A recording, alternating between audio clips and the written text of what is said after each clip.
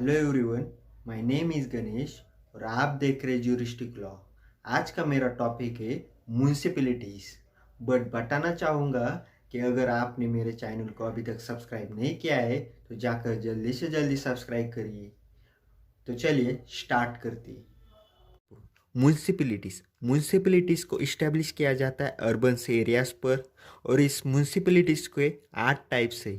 सबसे पहला टाइप्स है म्यूनिसिपल कॉरपोरेशन, सेकंड है म्यूनिसिपैलिटीज़, थर्ड है टाउन एरिया, फोर्थ है कंटोनमेंट बोर्ड, फिफ्थ है टाउनशिप्स, सिक्स है नोटिफाइड एरिया कमिटी, सेवेंथ है पोस्ट ट्रस्ट, एट है स्पेशल पर्पस एजेंसी। ये 8 टाइप्स के म्यूनिसिपैलिटीज़ होते हैं, 8 टाइप्स के गवर्नमेंट होते हैं, आप ऐसे मान सकते हैं। अगर हम म्यूनिसिपैलिटीज़ की हिस्ट्री की बात करते हैं तो इसे इस्टेब्लिश किया गया था ब्रिटिश रूल के टाइम, मीन्स कि हमारे इंडिपेंडेंस के पहले। और जो फर्स्ट म्यूनिसिपैलिटीज़ को इस्टेब्लिश किया गया था मद्रास में 1687 टू 88 के बीच में। और भी फिर हमें इंडिपेंडेंस के बाद एक अमेंडमेंट लाया गया है जिसका नाम है 74 कॉन्स्टिट्यूशनल अमेंडमेंट एक्ट 1992। इस एक्ट के तहत पार्ट 9A में आर्टिकल 243 पी टू आर्टिकल 243 जी में जो म्यूनिसिपैलिटीज़ को इस्टेब्लिश किया गया है। और इसका शेड्यूल है 12। शेड्यूल 12 में इसमें इसे इस्टेब्लिश किया गया है। और इस शेड्यूल में टोटल 18 सब्जेक्ट्स को कवर किया गया है।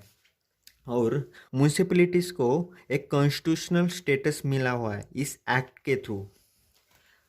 हम इसके कुछ साइलेंट फीचर्स की बात करते हैं, जैसे कि 3 टाइप्स ऑफ म्यूनिसिपैलिटीज है। जैसे फर्स्ट आता है नगर पंचायत, सेकंड है हमारा म्यूनिसिपल काउंसिल, थर्ड है हमारा म्यूनिसिपल कॉरपोरेशंस।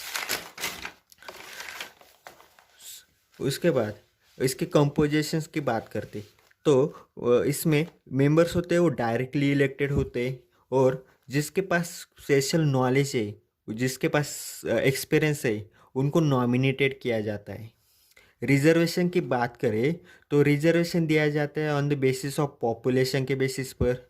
जैसे कि शेड्यूलर एरिया और शेड्यूलर ट्राइब्स की बात करें, जैसे कि शेड्यूल 5 और 6 में बताया गया है, तो उनको पॉपुलेशन के बेसिस पर रिजर्वेशन प्रोवाइड किया जाता है। इनकी टर्म्स की बात करें तो इनका 5 इयर्स का टर्म्स होता है।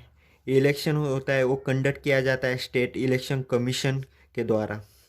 और ये कंडक्ट किया जाता है before the expiry of time.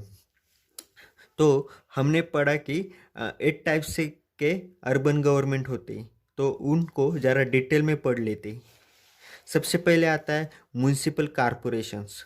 Municipal corporations को क्रिएट किया जाता है जैसे कि बड़े बड़े सिटीज़ होते हैं, जैसे दिल्ली हो गई, मुंबई हो गए, कलकत्ता, हैदराबाद, बंगलोर। इन जगहों पर इसको क्रिएट किया जाता है।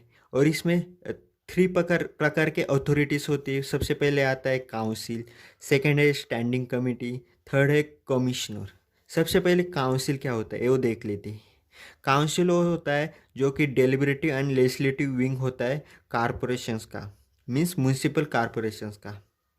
और इनके जो मेंबर्स होते हैं डायरेक्टली इलेक्टेड होते हैं। और जो 5 मेंबर्स होते हैं वो नॉमिनेटेड पर्सन होते हैं जिनके पास नॉलेज होती है और एक्सपीरियंस होता है। उसके बाद जो काउंसिल को हेडेड होते हैं वो बाय मेयर के द्वारा होते हैं। और वो असिस्ट करते हैं डिप्टी मेयर को। और जो इलेक्टेड होते हैं वो 1 ईयर रिन्यूएबल टर्म के लिए होते हैं। नेक्स्ट है हमारा स्टैंडिंग कमेटी। स्टैंडिंग कमेटी को क्रिएट किया जाता है ताकि वो फैसिलेट कर सके काउंसिल को, जो कि लार्ज साइज में होता है वो स्टैंडिंग कमेटी। इसका फंक्शन क्या होता है? इसका फंक्शन होता है कि पब्लिक वर्क करना, एजुकेशन को प्रोवाइड करना, हेल्थ को प्रोवाइड करना, टैक्सेशन, फाइनेंस, इस सारे इनके वर्क होते हैं। म्यूनिसिपल कमिश्नर की जैसे कि हमारे गवर्नमेंट के 3 ऑर्गन्स है, लेजिस्लेचर, एग्जीक्यूटिव और जुडिशरी। तो काउंसिल और स्टैंडिंग कमिटी इनके डिसीजंस को इम्प्लीमेंटेशन करने का काम करता है म्यूनिसिपल कमिश्नर। तो ये बात हो गई म्यूनिसिपल कॉरपोरेशंस की। Next types of urban government है हमारा म्यूनिसिपैलिटीज़। म्यूनिसिपैलिटीज़ को इस्टेब्लिश किया जाता है टाउन्स एरियाज पर जहाँ पर स्मॉल सिटीज़ होती वहाँ पर इसे इस्टेब्लिश किया जाता है। इसके भी 3 अथॉरिटीज़ होते जैसे कि काउंसिल, स्टैंडिंग कमेटी और chief executive officer. Same council जो हमने पढ़ा कि म्यूनसिपल कॉरपोरेशन में होता है वैसे ही इसमें भी होता है, जैसे कि डेलिबरेटिव एंड एग्जीक्यूटिव विंग होता है। इसमें जो इलेक्टेड होते काउंसिल डायरेक्टली इलेक्टेड होते, इसमें कंसिस्ट करते प्रेसिडेंट, चेयरमैन, वाइस प्रेसिडेंट और वाइस चेयरमैन। स्टैंडिंग कमेटी की बात करें तो ये भी क्रिएट की जाती है ताकि फैसिलिटेट कर सके और वर्किंग कर सके काउंसिल के द्वारा।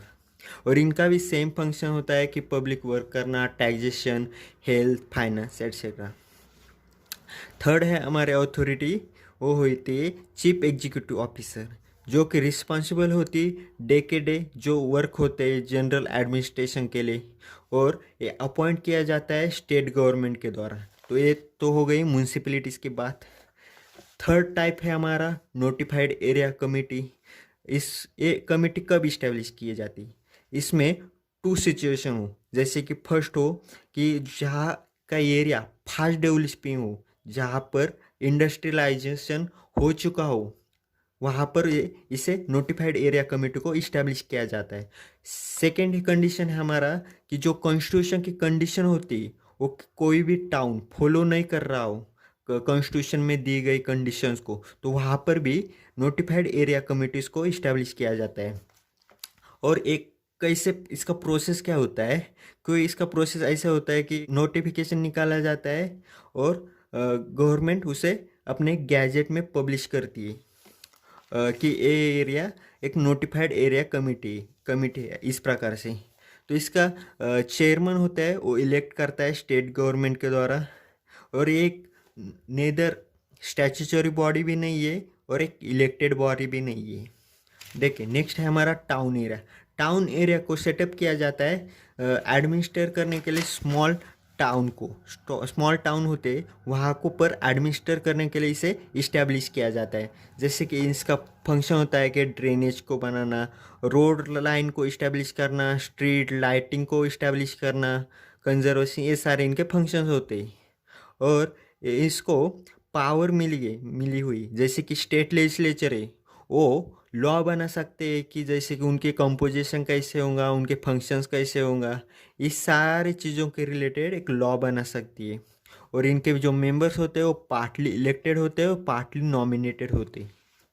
फिफ्थ टाइप है हमारा कंटोनमेंट बोर्ड। देखिए कंटोनमेंट बोर्ड क्या होता है? कंटोनमेंट बोर्ड जो कि मिलिट्री एरिया हो गया वहाँ पर इस्टेब्लिश किया जाता है, जहाँ पर सिविलियन पॉपुलेशन रहती वहाँ पर इसे इस्टेब्लिश किया जाता है। और एक एडमिनिस्टर कौन करता है? एक सेंट्रल गवर्नमेंट एडमिनिस्टर करता है इसे।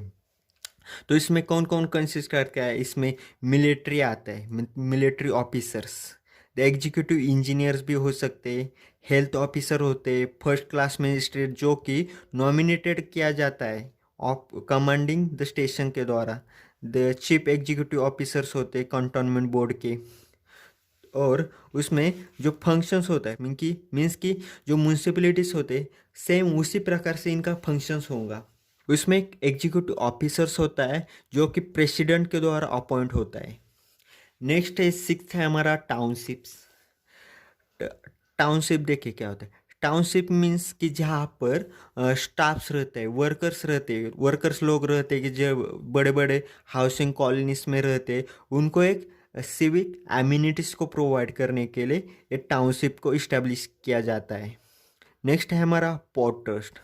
पोर्ट ट्रस्ट मीन्स जहाँ पर सी का एरिया होता है, बड़े बड़े सी होते हैं जैसे कि मुंबई में है, कलकत्ता, चेन्नई, इस जगह पर पोर्ट ट्रस्ट को इस्टेब्लिश किया जाता है। इनका पर्पस क्या होता है? उनका पर्पस होता है कि मैनेज करना, प्रोटेक्ट करना पोर्ट्स को, और पीपल्स को एक सिविक एम्यूनिटीज़ को प्रोवाइड करना होता है। 8 टाइप्स ऑफ गवर्नमेंट है हमारी स्पेशल पर्पस एजेंसी।